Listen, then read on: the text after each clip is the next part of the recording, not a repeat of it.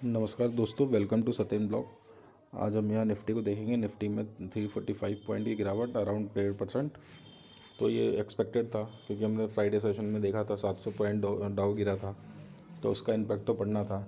लेकिन आज के दिन की अगर कुछ अच्छा पकड़ना है तो बस सिर्फ यही पकड़ लीजिए कि 23,000 का लेवल टूटा नहीं। बट ऐसा लग रहा है ये भी हम डिफेंड नहीं कर पाएंगे। तो ठीक है, कोई बात नहीं, मार्केट में अप एंड डाउन चलता है। अगर आज के दिन का किसी को कल्पिट मानना है तो वो जॉ बिडेन है, क्योंकि उन्होंने रशियन ऑयल पर रिस्ट्रिक्शन लगा रख दिया। एक बार गूगल में जाके सर्च करिएगा, देखिए सैंक्शन लगा रखा है। आप किसी भी न्यूज़ को खोलेंगे, Biden leaves new sanction against Russian oil. तो इसका सबसे ज़्यादा इम्पैक्ट अगर किसी कंट्री में पड़ता है तो वो इंडिया और चाइना, क्योंकि हम सबसे ज़्यादा इम्पोर्टर हैं ऑयल के। हाँ, क्योंकि हमारे कंट्री में तो इतना प्रोडक्शन है नहीं, तो हम इसको इंपोर्ट कराते हैं। तो सबसे ज़्यादा अगर किसी को फ़र्क पड़ेगा तो इंडिया और चाइना को। इससे क्या होगा, इन्फ्लेशन डाउन नहीं होगा, रेट ऑफ इंटरेस्ट जो कट होना था वो भी नहीं होगा। तो इसका इम्पैक्ट मार्केट में दिखा।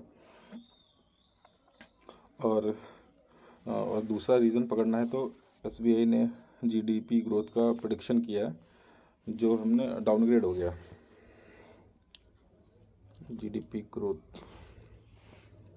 ये देखिए, SBI India revise it's forecast India GDP growth in the financial year 2024-25 6.3% down from the national. आप पढ़ लीजिएगा इस न्यूज़ को, जिसका भी बहुत बड़ा इम्पैक्ट रहा।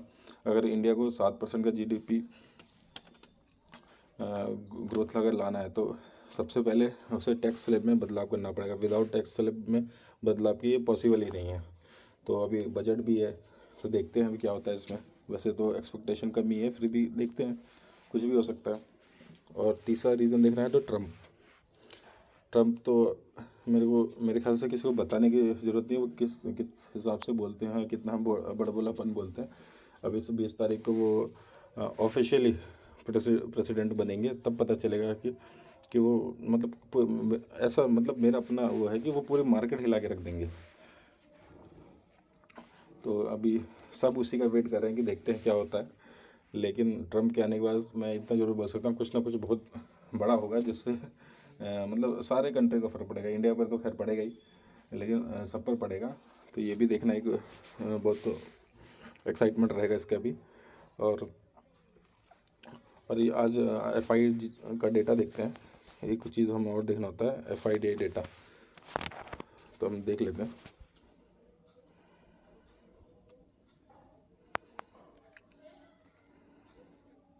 देखिए, आज एफ आई ने फिर से, अच्छा आज का डेटा शायद आया नहीं आ गया है।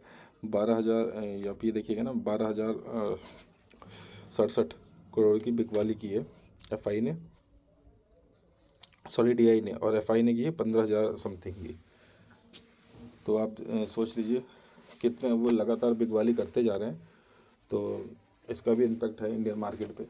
लेकिन आप ध्यान रखिएगा, यही राइट टाइम होता है इन्वेस्टमेंट करने का, क्योंकि अब ऐसा टाइम आ गया ना कि लोगों के पास पैसे ख़त्म हो गए। ठीक है। तो इसमें क्या होता है कि बड़ी मछली छोटी मछली को खा जाती है। तो वैसे ही होता है कि बड़े बड़े लोगों को पता होगा कि अभी रिटेल इन्वेस्टर जो है, छोटे जैसे हम लोग जैसे, उनके पास पैसे ख़त्म होंगे, वो एवरेज करने के लिए लोन वगैरह लेंगे, और फिर वो और मार्केट गिराएंगे, फिर वो अपना लॉस में सेल कर देंगे। लेकिन आपको दोस्तों ये गलती नहीं करनी है। कोविड टाइम में भी सेम ऐसे ही सिनेरियो था। वहाँ पर क्या हुआ, लोगों ने अपने इतने अच्छे अच्छे पोर्टफोलियो बेच दिए। अगर वो नहीं भी खरीदते ना, उसी पोर्टफोलियो को लेके बैठे रहते, तो उनके पैसे 5-5 गुना हो जाते। लेकिन उन्होंने इतना पैनिक में आके सब कुछ बेच दिया। मैंने अपना खुद के आसपास मैंने देखा कि इतने अच्छे अच्छे पोर्टफोलियो थे, उसको बनाने में मतलब इतना दिमाग ला के बनाया होगा, और वो होल्ड नहीं कर पाए। मतलब 5-5, 10-10, 20-20 हज़ार के लॉस में बेच गया। अब बाद में वही पोर्टफोलियो 5-5 गुना हो गया। तो सेम सिनेरियो है। तो आपको बस पेशेंस रखना है। बस पैसा नहीं है, मत खरीदिए, लेकिन आप होल्ड करके रखिए, मार्केट से एग्जिट मत करिएगा, नहीं तो आपके लिए बहुत बड़ा मौका हाथ से स्लिप हो जाएगा। और तो हमने आज का गिरावट देख लिया किस लिए हुआ।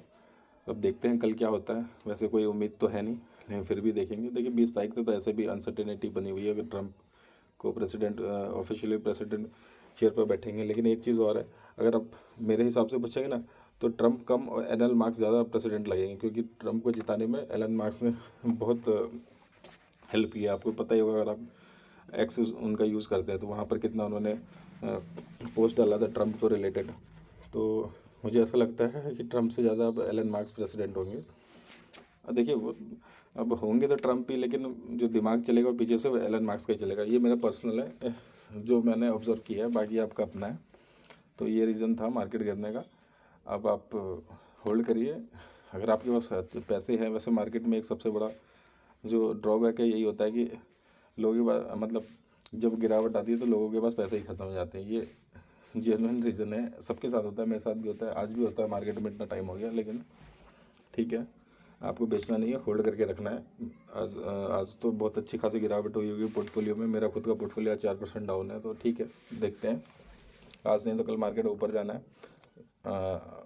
ज़्यादा से ज़्यादा 6 महीना 9 महीना, आजकल तो जो बियर मार्केट चलता है मेरे ख्याल से 9 महीने का ही है। तो हम सितंबर से गिरे हैं, तो एक्सपेक्टेड है मई जून जुलाई तक ठीक हो ही जाएंगे। फिर भी 3-4 महीने आपको पैनिक नहीं करना है। आपके पास पैसे हैं तो एवरेज कीजिए, नहीं अदरवाइज होल्ड लीजिए। धन्यवाद।